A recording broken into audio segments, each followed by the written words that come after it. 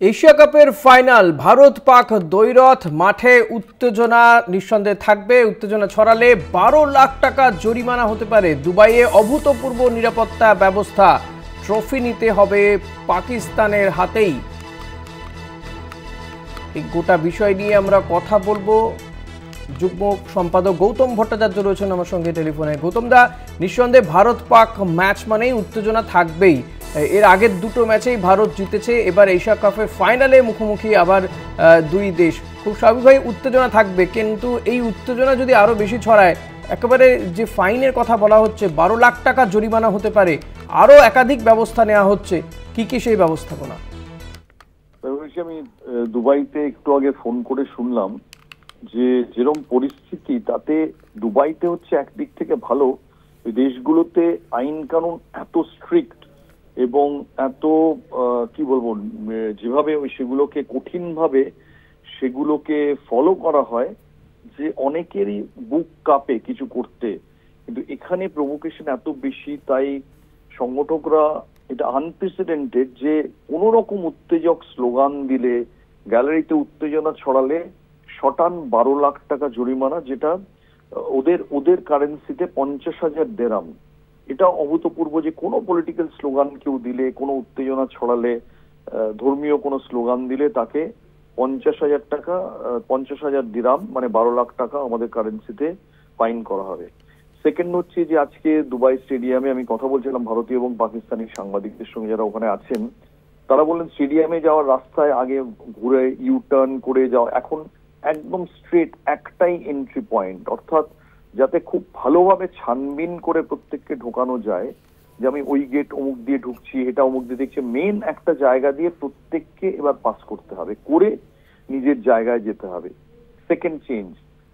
Third হচ্ছে যে আজকে বলা হয়েছে যে যে ট্রফিটা দুটো ক্যাপ্টেন দেখবে, যে কোনো বড় টুর্নামেন্টের সবসময় ছবি বেরোয়, কাগজে বেরোয়, চ্যানেলে দেখায় যে তারা ট্রফি নিয়ে যারা ফাইনালিস্ট দুটো ক্যাপ্টেন একসঙ্গে দাঁড়ান, অর্থাৎ দুটো ট্রফি মাঝখানে, দুটো ক্যাপ্টেন দুদিকে, মাঝখানে ট্রফি দাঁড়িয়ে থাকে এবং সবাই তখন ক্যাপশন করে যে কার দিকে যাবে ট্রফি বা কে হাসবেন শেষ হাসি ইত্যাদি। গতকাল সেটা হয়নি, যেটা হওয়ার কথা ছিল। আজকে বলা হয়েছে টসের আগে, ওই ঘটনাটা 10 মিনিট আগে ঘটবে, অর্থাৎ ভারতীয় সময় 8টায় খেলা শুরু, 7:30টায় টস, মানে 7:20-তে দুই অধিনায়ক ভারত এবং পাকিস্তান পাশাপাশি দাঁড়াবেন। করমর্দন তো ভারত করবে না, জানিয়েই দিয়েছে, কিন্তু অন্তত পাশাপাশি দাঁড়াতে হবে, ট্রফি নিয়ে ছবি তুলতে হবে, কারণ এটা টুর্নামেন্টেরই অংশে রয়েছে। কালকে ভারত সাংবাদিক সম্মেলন করেনি। তুমি যে কোনো টুর্নামেন্টের নিয়ম অনুযায়ী, এশিয়ান ক্রিকেট কাউন্সিলের সঙ্গে যে দেশগুলো খেলছে তাদের নিয়ম অনুযায়ী ক্যাপ্টেন বা টিমের কাউকে প্রেস কনফারেন্সে আসতেই হয়। সেখানে ফাইনালের আগের দিন ভারত প্রেস কনফারেন্স করলো না। এটা যবে থেকে ক্রিকেটে প্রেস কনফারেন্স শুরু হয়েছে তবে থেকে নজিরবিহীন।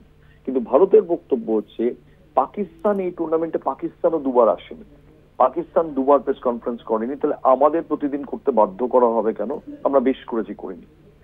সো সেই আবহটা অত্যন্ত উত্তপ্ত হয়ে রয়েছে। এবং তার মধ্যে আরো একটা জিনিস ঘটেছে যে এশিয়ান ক্রিকেট কাউন্সিল প্রেস রিলিজে জানিয়েছে যে ফাইনালের ট্রফি কিন্তু তাদের যিনি মাথা, অর্থাৎ পাকিস্তানের ইন্টেরিয়র মিনিস্টার মহসিন নাকবি, তিনি তুলে দেবেন।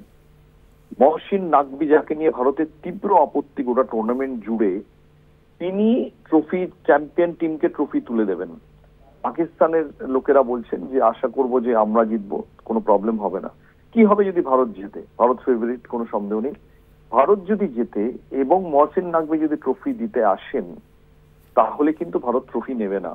সেক্ষেত্রে ম্যাচের পরও অভূতপূর্ব নানান ঘটনা ঘটতে পারে যদি ভারত ট্রফি জেতে, অর্থাৎ এশিয়া কাপ যদি চ্যাম্পিয়ন হয়।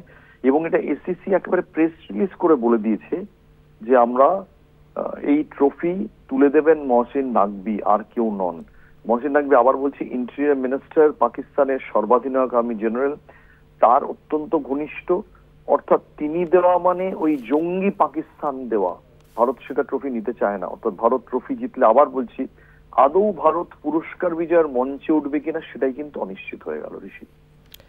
নিঃসন্দেহে এক অভূতপূর্ব পরিস্থিতির সৃষ্টি হতে পারে, আর যাতে নিরাপত্তায় কোথাও বিঘ্নিত না হয় সেই কারণে কিন্তু একাধিক ব্যবস্থা নেওয়া হয়েছে, যেমনটা জানালেন আমাদের যুগ্ম সম্পাদক গৌতম ভট্টাচার্য। গৌতমদা, অনেক ধন্যবাদ আপনাকে।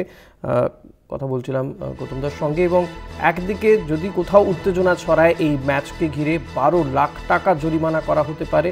এছাড়াও একাধিক পদক্ষেপ নেওয়া হচ্ছে যাতে দুবাইয়ের মাঠে এই ভারত পাকিস্তান ফাইনাল ম্যাচকে ঘিরে কোনো অপ্রীতিকর ঘটনা না ঘটে।